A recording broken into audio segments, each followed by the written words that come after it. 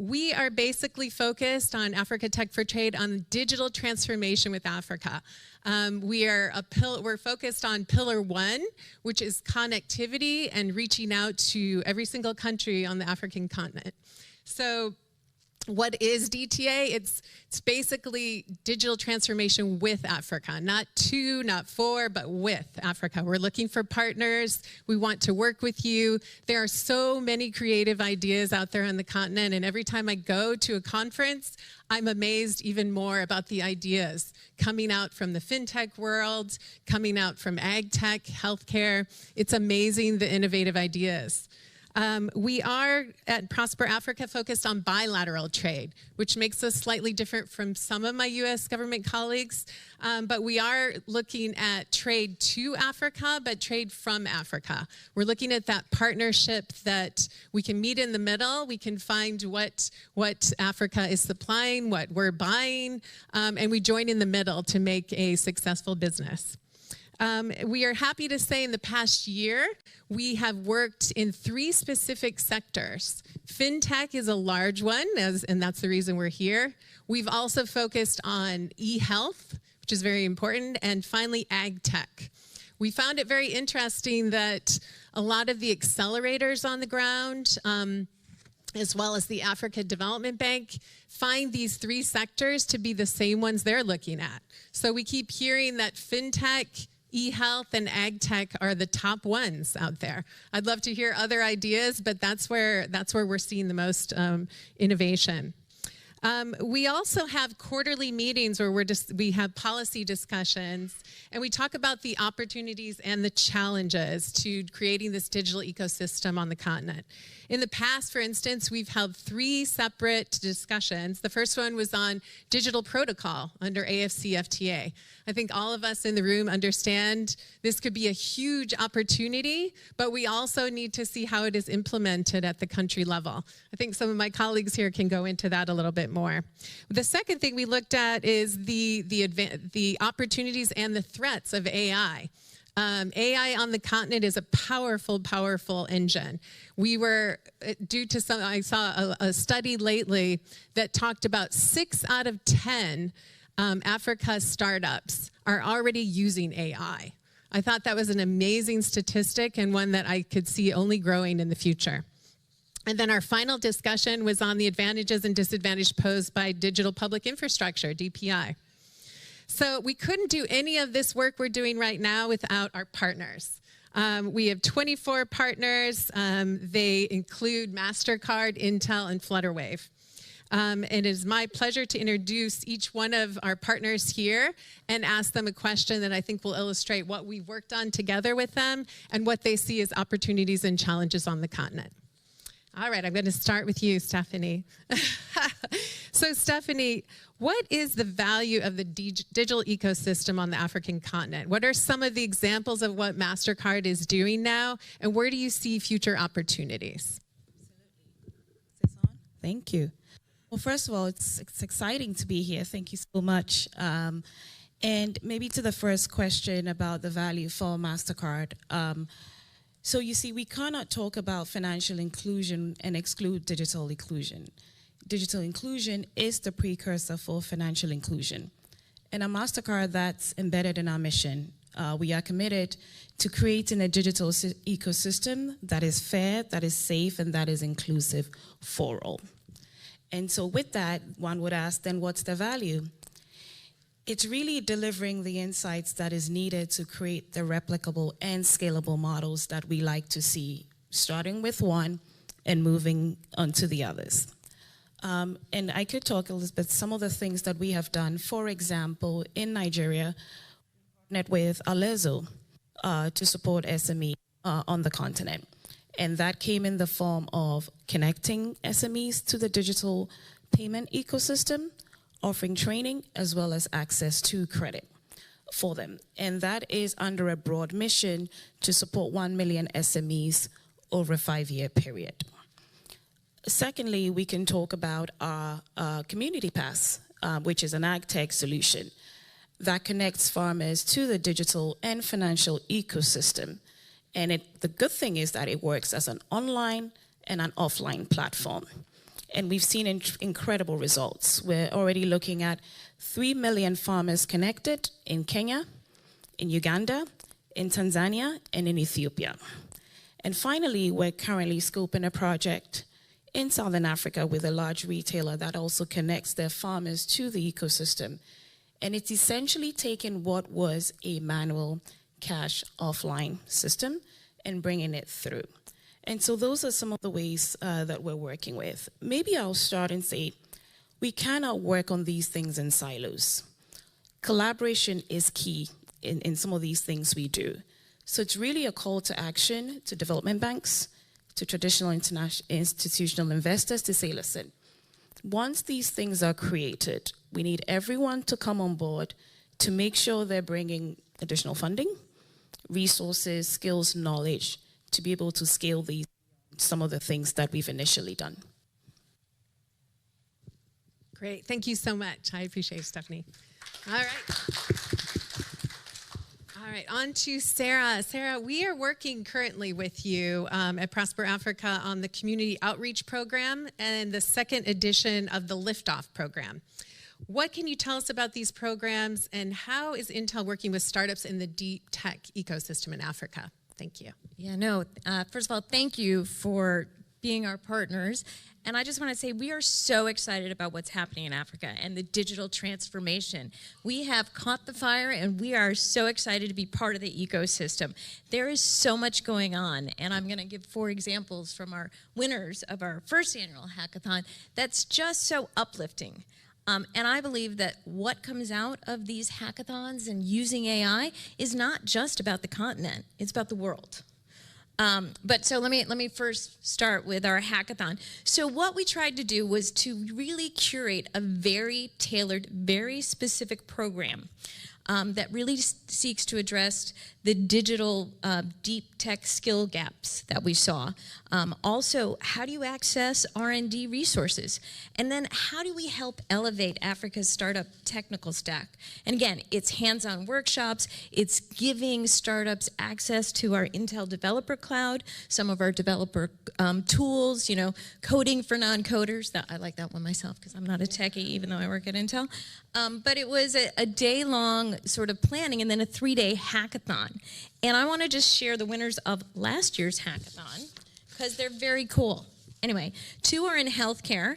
1 uses AI to store patient data and enables analysis. So what does that do? It allows for interoperability and mobility of patients' data across the continent. The second one, Epoch Zero, automatically reads and interprets chest x-rays, providing an early warning system for radiologists to address 10 common clinical pathologies, right? Like how transformational is that?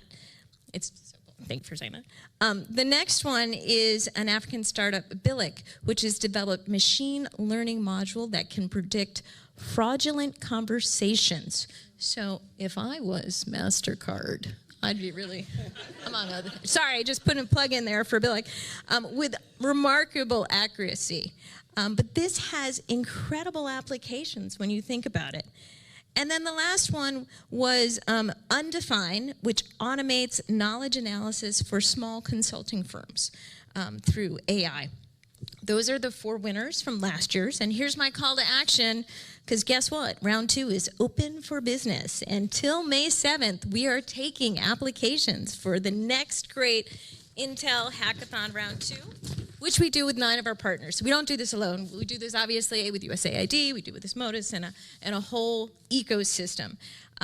So that's what our hackathon is. In a similar vein, we have a couple other programs. The other one you talked about was our Intel Community Reach program, which again, shameless pitch, open until June 7th. It's also another call for SMEs to come and really pitch their ideas of how do we use AI to enable population in underserved areas gain access to whether it's education, including STEM, or healthcare, or ag, or environmental services, or at fintech solutions, or digital readiness. And it's really about trying to decrease that divide, whether it's social, tech, finance, using both AI, but also using connectivity. in a very different way. So those are just two examples, but my shameless plugs for if you've got good SMEs or startups, come see us. Yeah. Apply, apply, apply. Now that's wonderful. Thank you so much, Sarah. And just another little plug for us. We're partnering with these partners like MasterCard, Visa, Intel, Flutterwave to say, what are the innovations out there? And we're looking at them as the experts to say, okay, these startup ideas make a lot of sense. Then we come back to the missions, we come back to USAID, we say, does this make sense to you? Is this what you're also seeing? And if they say yes, we move forward in a PPP model and invest. So these are the type of things we're looking for. Two big things. Is it a replicable business model that could be implemented in any country on the continent? And two, does it have a very good chance of attracting follow-on financing or investment? Because we don't want to fund something and that it ends. We want something that's going to grow. So we're looking forward to partnering with all of our partners here and welcome any ideas that you have. All right, on to Flutterwave. Yes, Bankole, I have a question for you. I know you are one of our newest members to the Alliance, so welcome. And you're an example, yay. You are a bright light and an example of a very successful unicorn and fintech company on the continent, and we congratulate you for that, because that's what we're looking for. I know you're particularly interested in policy questions, because that affects, as you pointed out, access to funding, market entry, and eventually innovation itself. What policy questions are you seeing right now as really important in the fintech sector, and how are you addressing some of those? Thank you. So, okay, thank you everyone. Thank you for having us at Flutterwave. I'm very happy to be here. For us, we're excited about the Tech for Trade initiative, because we know that the tech ecosystem only thrives when there's collaboration. Collaboration is extremely important as well in the policy space. We've got a lot of challenges on the continent. A lot of us actually forget that Africa is actually a continent with 50 countries, diverse cultures, different languages, different legal systems, different regulatory systems. I think a couple of fintechs like ourselves have made life in Africa very easy. Cross-border payments happen in seconds now, but you don't know the amount of work that has gone beyond making that transaction successful. And so we've loved the idea of being a member of Tech for Trade initiative to collaborate with other large brands like, MasterCard, Visa, Intel, to have, a bridge and a platform to have direct conversations with policymakers so that the next set of fintech unicorns on the continent can be made. It's extremely difficult to do business in Africa. It's also extremely rewarding. Kind of issues you find stem from market entry, access to funds, innovation. When you overcome, funding, a lot of people come from the continent to, the US, Europe, you raise funds. When you overcome the funding, then you need to get a license to operate on the continent. And if you do not get a license, or you're not able to get direct access to the market in which you want to operate, then, you put those investor funds at stake. What happens is the next guy or girl or lady, the next fintech that comes after you, it becomes extremely more difficult to raise funds. You find that, when you do business in Africa, your investments continue to get discounted because of these really difficult challenges, which is why we think, initiatives such as Tech for Trade are extremely important for collaboration around, harmonizing rules. How do we harmonize rules on licensing and market entry? We all know in the tech ecosystem, we're not big banks, we're not big brick and mortar businesses. We can't live up to the same standards and conditions that they will put if I was applying for a banking license as against just applying for a payment service license. It's extremely difficult, getting difficult every day. How do you ensure that, you can deliver innovative services? The policymaker doesn't understand what it is you're doing. They could be a barrier, they could stifle that innovation. Someone doesn't understand why, you want to make it easy for me to authorize a payment with, my face. And, all they're focused on is, and not to call out anyone or, say that we don't have smart people on the continent. But I mean, I've been in a room before where we're talking about biometrics and the use of Face ID for payments. And someone was asking that, oh, what if they steal your phone? And I was like, well, but they won't steal my face. And, if you cut off my head, then there's no liveliness. It won't work. But, these are the kind of issues that as a business you will face on a daily basis. And this is why we think, platforms like the Tech for Trade are extremely important because, fintech solve real life challenges.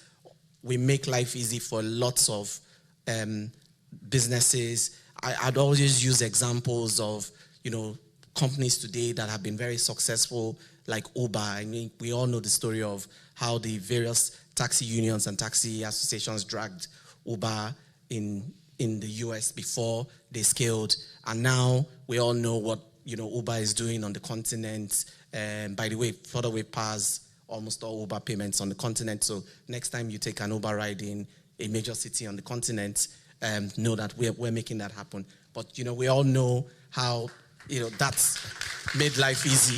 Yeah, thank you. Yeah.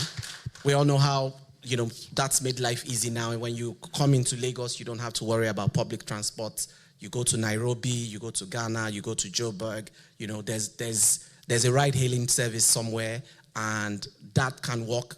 That's an example of innovation. Imagine if companies like that were asked to get licensed in every single market, and the contributions that they bring to the local ecosystem, creating jobs for drivers, jobs for riders, jobs for delivery people, and also making life convenient. So we're really glad to be here, Elizabeth, and we thank everyone as well for inviting us. Thank you.